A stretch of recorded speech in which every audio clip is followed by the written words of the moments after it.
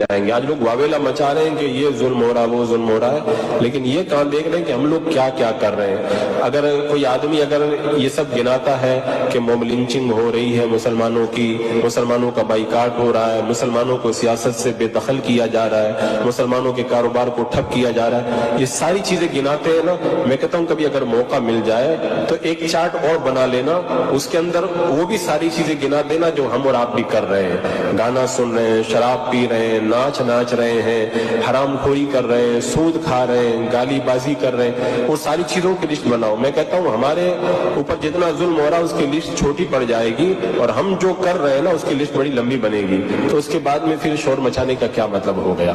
تو حضرت علی رضی اللہ تعالیٰ عنہ نے فرمایا، اللہ کے رسول علیہ السلام نے فرمایا تھا جب یہ 15 چیزیں ہو جائیں گی تو پھر لوگوں کے اوپر بلاؤں کا نزول حلال ہو جائے گا، پھر بلائیں نازل ہوں گی.